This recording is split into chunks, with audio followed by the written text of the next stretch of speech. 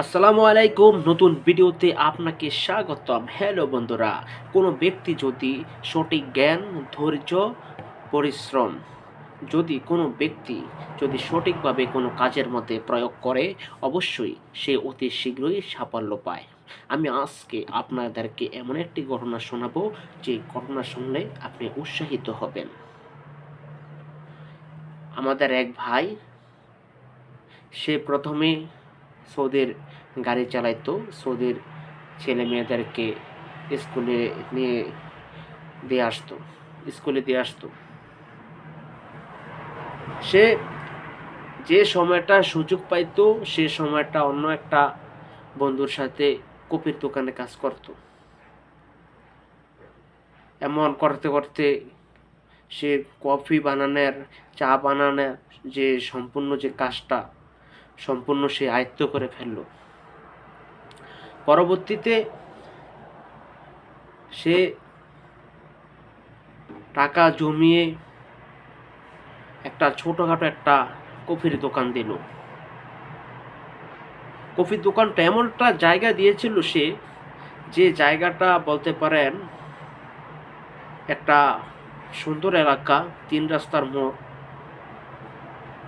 আপনার যেখানে চা কফি চলার মতো, ঠিক সেখানেই দোকানটা দেওয়া হয়েছিল।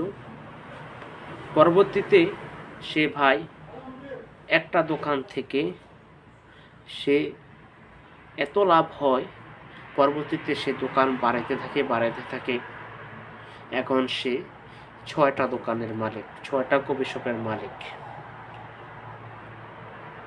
আমি আপনাদেরকে এই কথাটি কেন শোনাইলাম, এর উদ্দেশ্য কি? এর উদ্দেশ্য হচ্ছে, আপনি যেখানেই থাকেন, আপনি যে কাজই করেন, অবশ্যই কাজটি মন দিয়ে করেন। আপনি যদি আপনার কাজকে যদি সঠিকভাবে প্রয়োগ করতে পারেন, আপনি যদি আপনার মেধা, আপনার যোগ্যতা যদি সঠিক খাতে প্রয়োগ করতে পারেন, তাহলে আপনি সাফল্যের চাবিকাঠি পাবেন। কোনো কাজই ছোট না ভাই। একখান দিয়ে ড্রাইভিং করতো, যে সুযোগটা পাইতো, সে সুযোগে বন্ধুর সাথে কফির দোকানে কাজ করত, যে সময়টা পাইতো আর কি। সে আজকে 6টা কফির দোকানের মালিক, তার নিজস্ব গাড়ি আছে। আমাদের বাংলাদেশি ভাই, সে সাফল্যের চাবিকাঠি পেয়েছে। তার কারণ কি?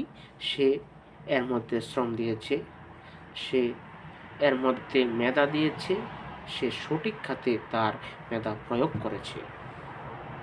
হ্যালো বন্ধুরা, আপনারা যারা চাইতেছেন যে আপনারা কেন উন্নতি করতে পারতেছেন না, যাদের উন্নতি হয় না, তারা হয়তো সঠিকভাবে সিদ্ধান্ত নিতে পারেন না। হয়তো তারা তাদের সঠিকভাবে বা যে ধৈর্যটা তাদের ধরা দরকার, সে ধৈর্য তারা ধরতে পারে না, অথবা যে পরিশ্রমটা দেওয়ার দরকার, সে পরিশ্রমটা তারা দিতে পারে না। কাজেই আপনি যেখানেই থাকেন, যে কাজই করেন, আপনি অবশ্যই কাজকে ভালোভাবে করেন, আপনার মেধা কাটান, আপনি ইনশাআল্লাহ সাফল্যের চাবিকাঠি আপনি পাবেন। যদি আমার ভিডিওটা আপনার কাছে যদি ভালো লাগে, অবশ্যই সাবস্ক্রাইব করবেন, পাশে থাকবেন, ফলো করবেন। ধন্যবাদ।